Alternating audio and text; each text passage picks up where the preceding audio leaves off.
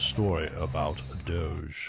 The clock struck 2 a.m. on January 21st, 2025. In Treasury's basement, fluorescent lights hummed above four young coders. Their screens cast blue light across government-issued desks, illuminating energy drink cans and agency badges. As their algorithms crawled through decades of payment data, one number kept growing: $17 billion in redundant programs. And counting. Edward Korostein's code had already mapped 3 subsystems. Luc Ferreter's algorithms were tracing payment flows across agencies. Ethan Chautran's analysis revealed patterns that career officials didn't even know existed. By dawn, they would understand more about Treasury's operations than people who had worked there for decades. This wasn't a hack. This wasn't a breach. This was authorized disruption. While career bureaucrats prepared orientation packets and welcome memos, Doge's team was already deep inside the payment systems. No committees, no approvals, no red tape, just 4 coders with unprecedented access and algorithms ready to run. The beautiful thing about payment systems is that they don't lie. You can spin policy all day long, but money leaves a trail. That trail led to staggering discoveries. Programs marked as independent revealed coordinated funding streams. Grants labeled as humanitarian aid showed curious detours through complex networks. Black budgets once shrouded in secrecy began to unravel under algorithmic scrutiny. By 6 a.m., Treasury's career officials began arriving for work. They found systems they thought impenetrable already mapped, networks they believed hidden already exposed, power structures built over decades revealed in hours. Their traditional defenses, slow-walking decisions, leaking damaging stories, stonewalling requests, proved useless against an opponent moving faster than their systems could react. By the time they drafted their first memo objecting to this breach, 3 more systems had already been mapped. Pull this thread and the whole sweater unravels. He wasn't wrong, but he misunderstood something crucial. That was exactly the point. This wasn't just another transition. This wasn't just another reform effort. This was the start of something unprecedented. A revolution powered by preparation, presidential will, and technological precision. The storm had arrived, and Treasury was just the beginning. For decades, this principle, articulated by conservative strategist Troop Hemingway, remained more theory than practice. Previous administrations spent months, even years, trying to staff key positions. Trump's first term saw barely 100 political appointees confirmed by February 2017. Every delay meant another victory for the permanent bureaucracy. But this time was different. While media focused on campaign rallies and political theater, a quiet army was being assembled. In offices across D.C., veteran strategists mapped the administrative state's pressure points. Think tanks developed action plans for every agency. Policy institutes trained rapid deployment teams. Former appointees shared battlefield intelligence from previous administrations' failures. By Inauguration Day, over 1,000 pre-vetted personnel stood ready, each armed with clear objectives, mapped legal authorities, and direct lines to support networks. This wasn't just staffing, it was a battle plan decades in the making. This is the new normal. He's having the time of his life. We've done more in 2 weeks than others did in years. The secret wasn't just speed, it was precision. Instead of waiting for Senate confirmations, the transition team prioritized non-Senate confirmed positions. While Democrats prepared for traditional confirmation battles over cabinet posts, an army of aligned personnel was already moving into place. Strategic positions were identified. Legal authorities were mapped. Support networks were established. We don't have a lot of time. 4 years is a lot of time in political life, but it's not a long time in real life. This urgency drove innovation. When Doge's young coders breached Treasury's payment systems, pre-positioned legal teams neutralized resistance within hours. When career officials tried revoking system access, they discovered Doge's authority came from levels they couldn't challenge. When leaks surfaced, rapid response units fed counter-narratives to alternative media almost instantly. When you look at the people surrounding the president, we're trying to make it sort of easy for him to do what he wants to do in government. When you have the entire team firing on all cylinders, you can get a lot done. The permanent bureaucracy never saw it coming. They were prepared for resistance. They were ready for protests. They had plans for leaks and legal challenges, but they had no defense against an opponent who had spent years preparing for this moment. This wasn't just about filling seats. It was about building a machine designed to transform American governance. Every position mattered. Every appointment carried weight. And behind it all stood a president counting down not years or months, but weeks and days, driving his team forward with relentless energy. The foundation was set, and the revolution was just beginning. USAID fell next. No midnight raids this time, no secret algorithms, just a simple memo on agency letterhead, pursuant to executive authority. Career officials panicked, and for good reason. Created by executive order in 1961, USAID could be dissolved with a single presidential signature. No congressional approval needed. No court challenges possible. Just one pen stroke, and 6 decades of carefully constructed financial networks would face sunlight. Pull this thread, and a lot of sweaters start unraveling. The resistance was immediate and telling. Career officials who had barely blinked at Treasury's exposure now worked through weekends to block DOJ's access. Democratic senators who had ignored other moves suddenly demanded emergency hearings. Former USAID officials flooded media outlets with warnings about institutional knowledge loss and diplomatic catastrophe. But their traditional defenses crumbled against DOJ's new playbook. While bureaucrats drafted memos about proper procedures, the young coders were already mapping payment flows. While senators scheduled hearings, pre-positioned personnel were implementing new transparency protocols. While media allies prepared hit pieces, DOJ's algorithms exposed decades of questionable transactions. The scale was breathtaking. EPA climate initiatives, not just mapped, found unauthorized programs in 47 states.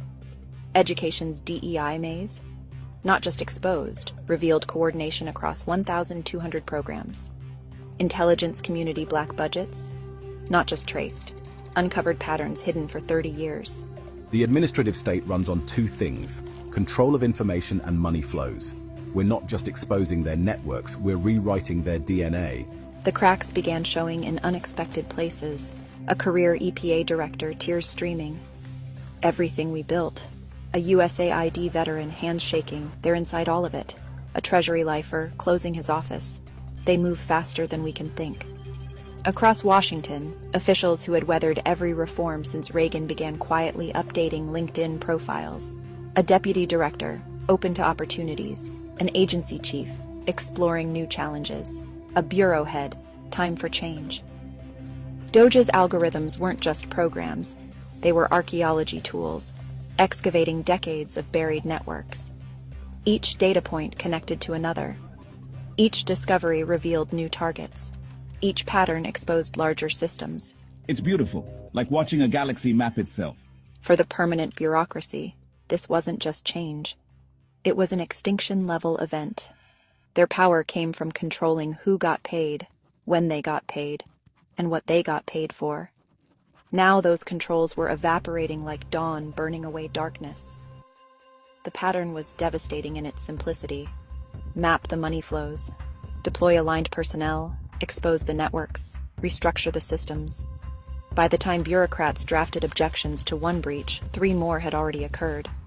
The revolution wasn't just spreading, it was accelerating. The first bulldozer arrived in Springfield, Ohio, at 6 a.m. on a Tuesday. By noon, 3 blocks of notorious potholes were filled. Local news crews arrived to find not just construction crews, but data analysts with laptops, mapping every dollar spent against real-time progress. This wasn't just road repair. This was revolution in action. The woman grabbed the analyst's arm, tears in her eyes. 12 years. 12 years I've been calling about these potholes. He turned his laptop, showing real-time data flows. Analyst. Look, your tax dollars. Actually working. She stared at the screen. My God, it's really happening. Across America, funds once lost in administrative mazes suddenly found their way to actual problems needing solutions.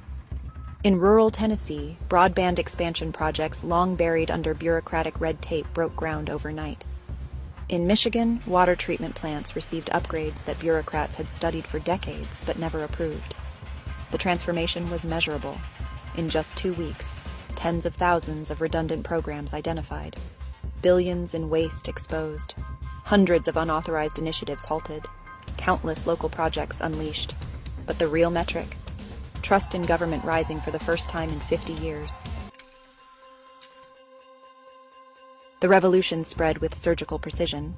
Real-time tracking replaced quarterly reports. Algorithmic oversight replaced review boards. Local solutions replaced federal mandates. Results replaced process. Vance. He's done more in 2 weeks than Biden did in 4 years and Obama did in 8. But this isn't just about speed. This isn't just about tech.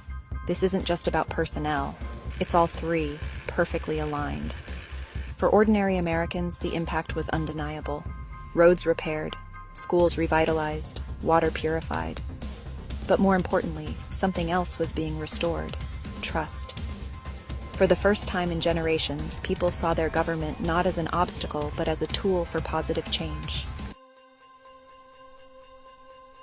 The sun rises early in Washington.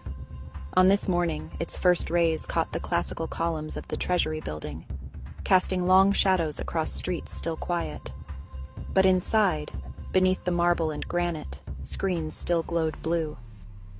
Doge's algorithms never sleep. The administrative state was built over decades, built to resist change, built to outlast presidents, built to preserve power. He paused, tracking a particularly interesting data flow. But they never imagined this. They built walls against political attacks, defenses against media exposure, shields against congressional oversight. They never prepared for algorithms that could map everything, for personnel pre-positioned everywhere, for a president who counts every week like it's his last. The numbers tell the story. In Treasury, networks mapped, waste exposed, systems rewired. At USAID, decades of hidden flows revealed, power structures dismantled. Across agencies, redundancies eliminated, authorities realigned, missions refocused. But numbers aren't the whole story. Imagine changes coming to a community near you. Springfield, Ohio. Potholes that plagued residents for 12 years actually disappeared overnight. Rural Tennessee, where children can finally connect to high-speed internet their parents were promised decades ago. In Michigan, people truly drink clean water while bureaucrats' memos about studying the problem gather dust. This isn't just reform, this isn't just change.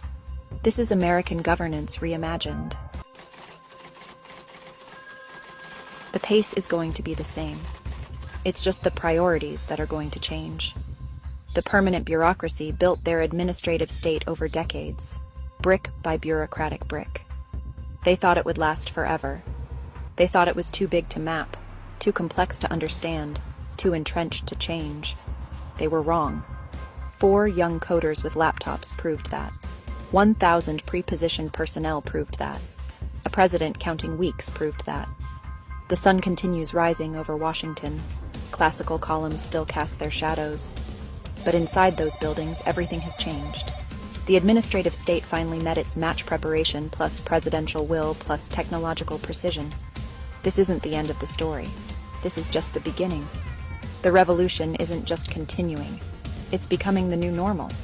And for those who thought the deep state would rule forever, they're about to learn what happens when smart strategic minds meet determination, when preparation meets opportunity, when a new generation decides it's time for change.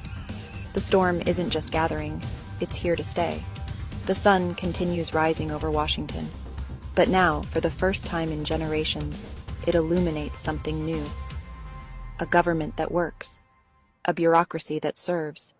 A system that delivers. The revolution isn't just beginning. It's already won.